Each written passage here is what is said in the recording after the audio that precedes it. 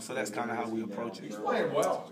He's playing really well. All right. He's playing really well. Shot told me the other day that Kyshawn kind of delivered some welcome to college football moments to him on Saturday. How's Kyshawn look? I mean, does he look like he's just top speed, ready to get out there and roll?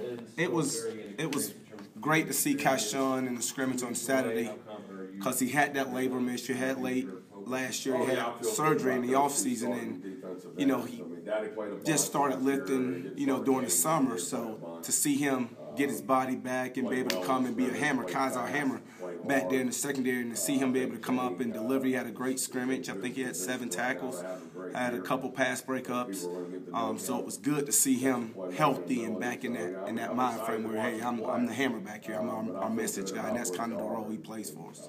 With Brandon on Saturday, was it just a situation where you're just taking precautions, and if you had to play on Saturday, he would have gone? Is that?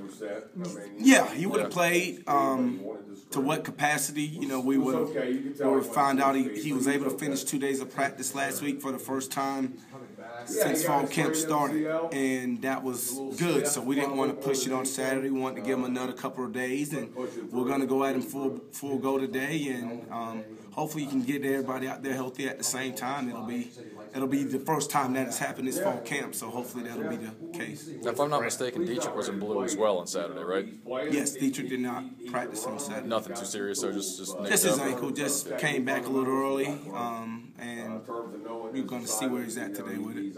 With Brandon nicked up and Greg playing some, how far along has Greg gotten? Just has he got a little bit of a head start that maybe he wouldn't have gotten? Oh yeah, Brandon definitely. There. I mean, clearly all these extra reps got to do something for him. Greg Stroman's going to be a good football player, but he's still a freshman. He learns at a normal freshman, I guess, learning curve, I guess I should say.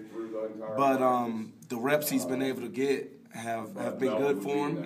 He had a great scrimmage as far as at the point of attack. He had 4 tackles. He did a great job tackling, but there was a lot of technique errors. And if Brandon's not out, so as I looked at our walkthrough this morning, you got Chuck Clark and Donovan Riley, who would have been your second corners, because you got Brandon and Kendall who are your first corners and Chuck's your first nickel. But Greg's not getting those reps, so he's gotten a lot of reps, which has helped him bring him along, which is maybe the difference of him why he be playing this year as opposed to not redshirt. How many reps are you able to get for Holland?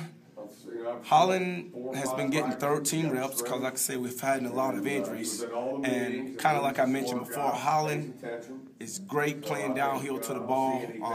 The skill set as far as from a defensive standpoint, he's still working on those things. But Holland will have a chance potentially to be a special teams guy this year as he continues to learn defensive back, and that may be the way we'll approach it with him. If I'm not mistaken, he's behind Anthony Shigog, right? Is that how that works? Yeah, from a defensive standpoint, yes. I don't think anybody asked you about Anthony. I mean, how's he doing right now?